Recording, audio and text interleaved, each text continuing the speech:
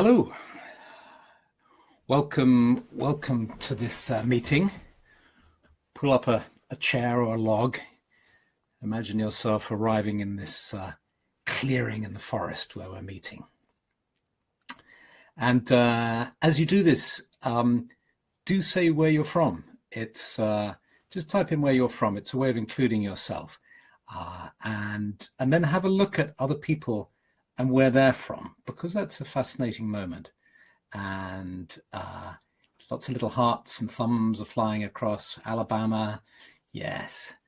And so as you see people arriving, it's just the same really, or very similar to how it would be if you were sitting in a clearing at a gathering. And gradually you see people coming from Norway and Lincolnshire and Derbyshire and the Netherlands, and just gradually gathering this beautiful primal activity. And you know, it's the equinox tomorrow, 4:15 in the afternoon to be exact. And so I thought it would be a good idea for us to have a retreat together. Last week I talked about this idea of a mini retreat or a micro retreat. Look, we've got the Isle of Wight and Glastonbury and Brazil and Ithaca and Ulster. Lovely. So yes, so last week I talked about this idea of a mini retreat and the way in which we can dip in. You know, it may not be possible for us to organize to go away to some beautiful, special, sacred place for a few days on retreat, but we can actually have little retreats often, maybe even every day. And there's a way in which, you know, in a way, our nighttime is a retreat as we drift into sleep and come out again. Sydney, Australia, hooray! Florida, Sweden, fantastic. The Brecken. Colorado, lovely. So tomorrow is the spring equinox up in the Northern Hemisphere, and it's freezing. It's absolutely freezing here. It looks very pretty outside. There's snow on the trees. And it wasn't quite this cold when I participated in my first Druid ceremony. And that was 50 years ago. 50 years ago, virtually to this day, Nguyen invited me to participate in the spring equinox ceremony on Parliament Hill in London. And it was bitterly cold. And my task was to hold up with a fellow acolyte. Our task was to hold up a kind of wicker canopy over the representative of the spring, Lady Ceridwen Cariadwen. And it's the only time in my life when I've seen my hands go blue. It was so cold. And so my induction into Druidry was a painful one. But as I stood in this ceremony holding this thing up, looking at my hands going blue, wondering how long I could tolerate this, well, looking back on it, I don't know why I persevered. Any sane person would have just said, this isn't for me, and would have taken off. But this is the thing about our destiny, I think, and our spiritual lives, is that there are more forces at work than simply logic. Logic would have told me just to leave at once. But I stayed, and of course I'm terribly glad that I stayed. And in a way, you know, the spring equinox is a funny time in Britain because it's usually pretty awful. March is a pretty awful month in Britain, I have to say. And, you know, you've had maybe 6 months, 5 months of winter, and you're really tired. And funnily enough, even though the spring is coming because the daffodils are out and the hyacinths are out, and the snowdrops and the primroses, they're all out. It's very pretty in the garden, all peeking their way above the snow. Even though the flowers are out, and sometimes we have sunny days, it actually feels very wintry. And it's hard to contact the fire within. You know, the way we look forward to the spring. We tell ourselves, oh, when the spring comes, I'll be feeling happier. I'll be feeling more energized. But it's hard. And of course, in a way, that's a kind of metaphor, I think, for what's happening in the world. You know, things are so hard in the world at the moment. The political situation, the news that we hear on the television, things are hard. And we want to feel hope. We want to feel the warmth of love and connection, which is why these meetings are so important, I think, and why the spiritual path is important too. But it can be hard. And a clue is given to us in the Druid name for this ceremony, which is Olban Isla, the light of the earth. So there's almost a suggestion there that there's light inside the earth, that there's a warmth and a light inside the earth that is gradually, we're used to the idea of light coming down from us, from the sun, but there's also a way in which it's kind of coming up for us too. And so I thought, let's really tune into that warmth. And let's take this idea of a micro retreat in two ways. One is using the time we have together, the 20 minutes or so that we're going to spend together, as just a time to resource ourselves, to slow down, to connect into our soul. At the same time, to attune to the rhythms of the planet and the outer world. At the same time, to bathe in the connection and the community that we have here all together. And so we can feel all this and use this as a time just to settle and to recharge. And what I'll suggest we do is we do exactly what we do in a Druid ceremony, where we kind of go into an altered state or a different state. We then have a central activity, and then we come out again and finish. So what I'm going to do is this. I'm going to invite us into the sacred circle. We're already in that, but we'll build on that now in our imaginations, in our visualization. And I'll read you some text, and in that we'll have a little Eisteddfod, drinking poetry, drinking in a little bit of poetry. I'll talk a little bit, and then I'll finish with a text as well, and we'll come out of it. So that follows the structure of a ceremony. And we begin a ceremony often by saying, let all disturbing thoughts be laid aside. And then we're outside the circle, and then we lay aside our disturbing thoughts, and then we come into the circle. And so in coming into the circle, I'd invite you to do that now.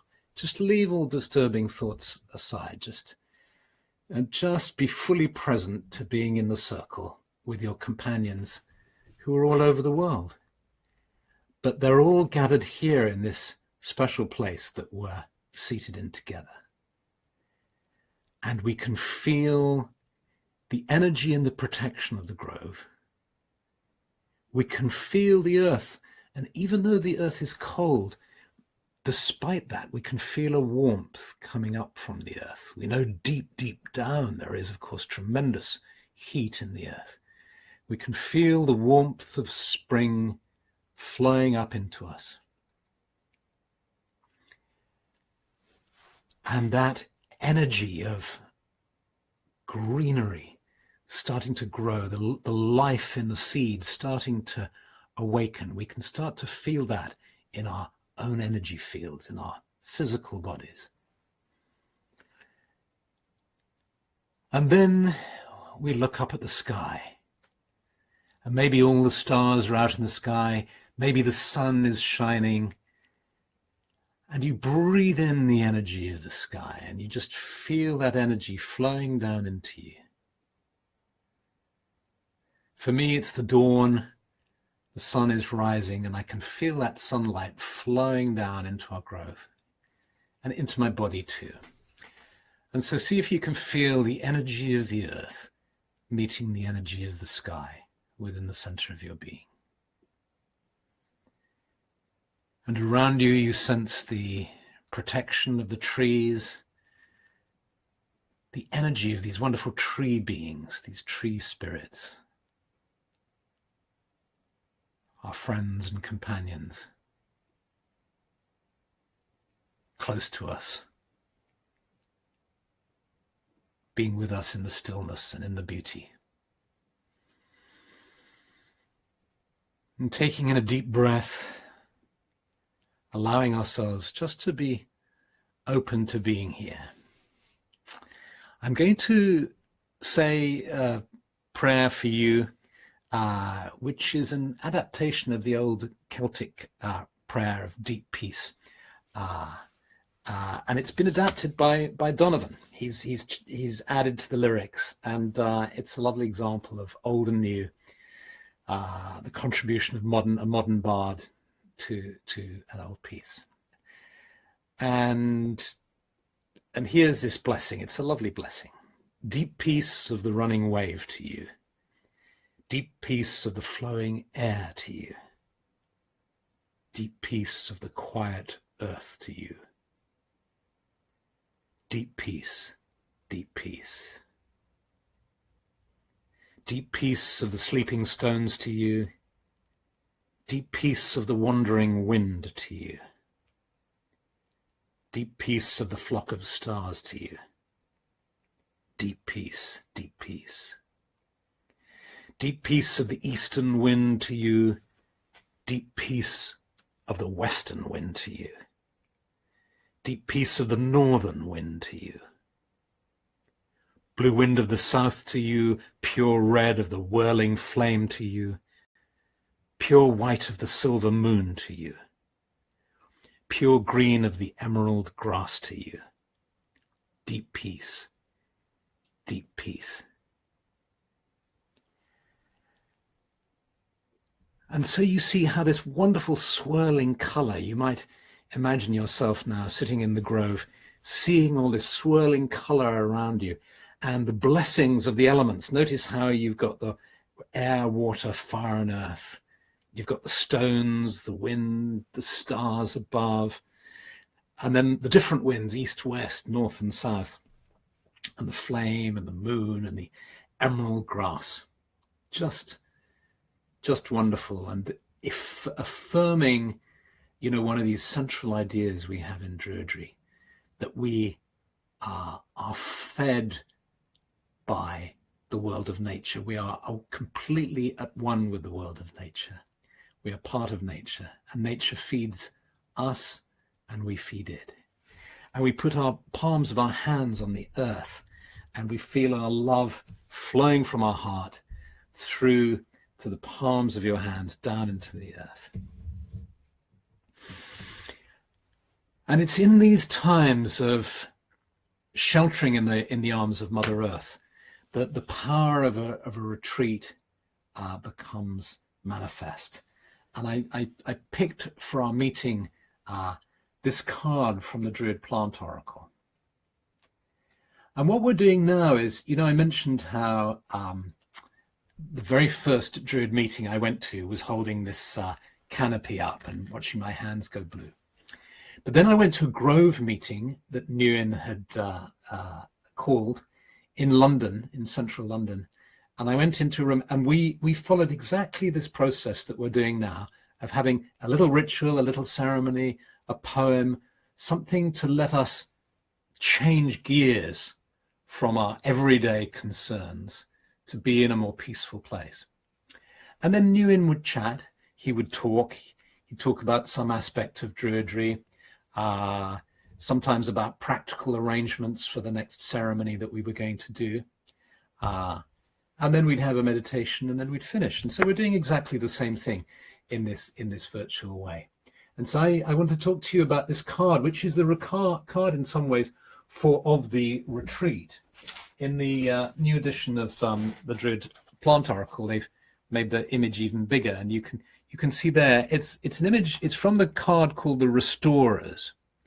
And the image is of a healer looking out into the highlands of Scotland, or perhaps out into the mountains of Snowdonia.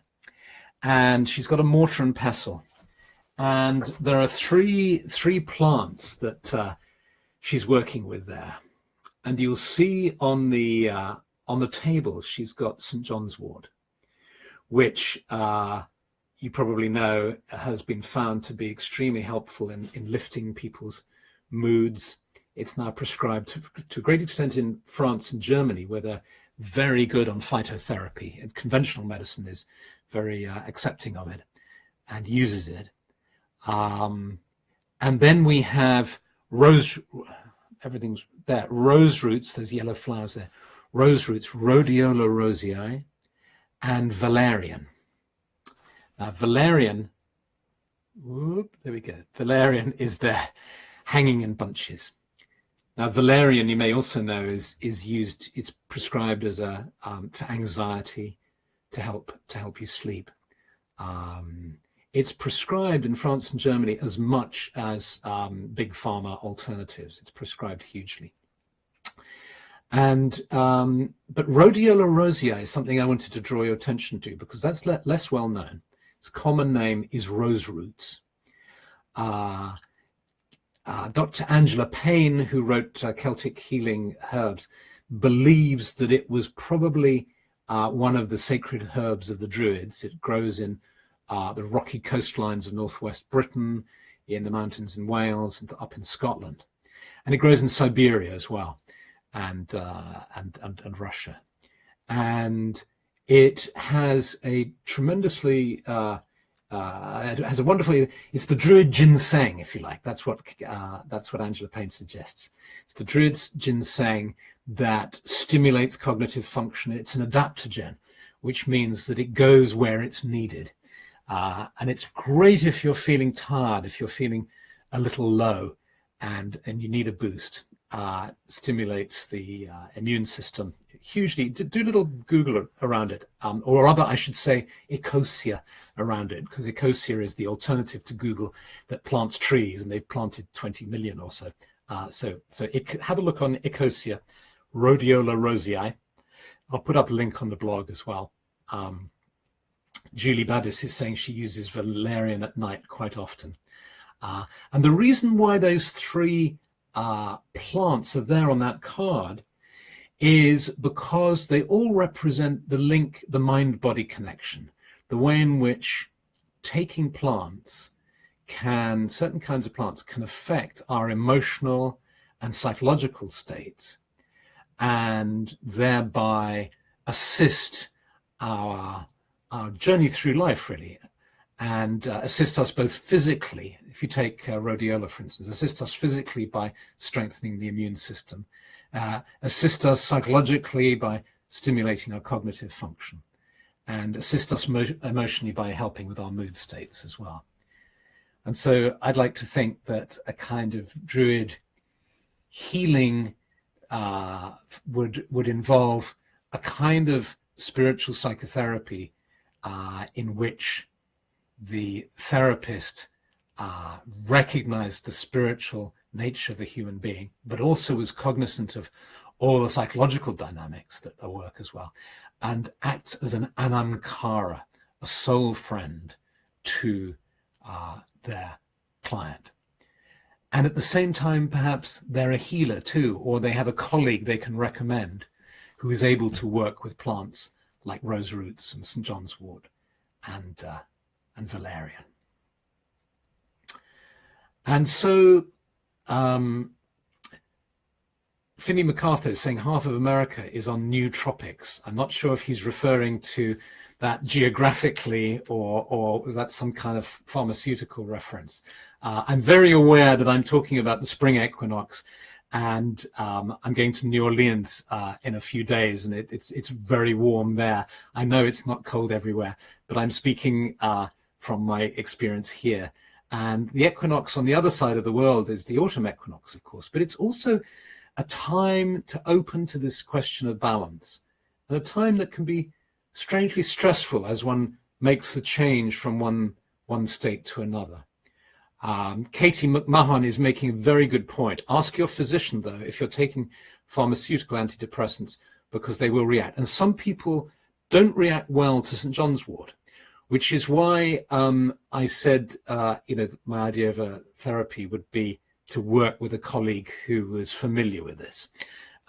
So ideally, you want a medical herbalist to prescribe or to work with these plants. So we opened our little retreat in this grove here with me reading to you the Deep Peace prayer, which actually isn't that old, because it was, I believe it came from Fiona MacLeod in the, when was that? The early 20th century, late 19th century. And then Donovan came and added to it and changed it a little bit. And I think that's really important because it shows that we're talking about a living tradition. It's not set in stone. You might be inspired to find different wording, using some of that wording, but different wording. That's we are not in the restaurant, we're in the kitchen. There are ingredients that the ancestors have handed to us, but they want us to roll up our sleeves and get involved and to make new and fresh food. And so when we go on retreats within Druid perspective, we might draw on the old tradition and the old ideas, but we'll also be open to the new as well. And let's finish our meeting with another little short blessing, which if you try to research it, you'll find that some people say it's an ancient Irish blessing. Other people say that it's an ancient Indian blessing because it was in fact used by a group called 3HO, an Indian yoga group. They probably still do use it where they sing it. It's also sung by the Sikh singer Snatan Kaur beautifully. And so some people have misattributed it to India or to ancient times in Ireland, but actually it came from a song called A Very Cellular Song by the Incredible String Band. And one of the members of the Incredible String Band, Robin Williamson, is a tremendous bard living in Britain, and he comes and plays at some of the Druid events here in Britain. And this is the blessing. And so now if we imagine again that we're sitting in the clearing, all those energies of the winds and the flames and the sun and the moon and the stars, all these colors are with us. And we breathe in the energy of the trees around us, the sky above us, and the earth beneath us. And we feel at peace, we feel rested, opening to the light of the earth, opening to the blessings all around us, the blessings of life that flow through us. And we say this blessing, I'll say it, but we're saying it to all of us, to each other, just as we look around the circle and we see all our companions. Yeah. May the long time sun shine upon you, all love surround you, and the pure light within you guide you all the way on. May the long time sun shine upon you, all love surround you, and the pure light within you guide you all the way on. May the long time sun shine upon you, all love surround you, and the pure light within you guide you all the way on. And so, if you slowly open your eyes, feeling the light within you now. I've been talking about the light in the earth, the light coming down from the sky, the light around you, but also the light within each of us. And now, sensing that light shining from us, we give thanks to all our brothers and sisters around us and send our gratitude and our blessings to them. And we place our hands on the ground and we give thanks. And in particular, I'd like to give thanks and to send a blessing to Anna Campbell, a lovely young woman who died yesterday, who comes from Lewis, and I'm just thinking about her a lot and sending her lots of love. And you may have your own blessings that you want to send to loved ones, to people you know. May all the world be blessed. May all our lives be blessed.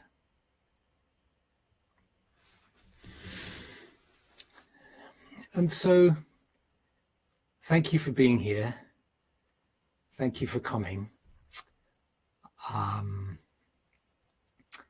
If you can think of, on this theme of the mini retreat, if any ideas come to you, particular techniques that work for you, ways in which you find you can dip in to resource yourself, to recharge, even if it's just for a few moments, do share them with us. I'll be reading your comments when I finish the broadcast, and I'll look at it again during the week. And on Wednesday, I'm off to New Orleans to the Gulf Coast gathering, big Druid gathering there of the Order. If I don't broadcast next week, there will be somebody here. Who knows? I'll try if I can get broadband. It might be me, or it might be a mystery guest. Let's see. Anyway, goodbye to you, and lots of love, and hope to be with you again soon. Okay, bye.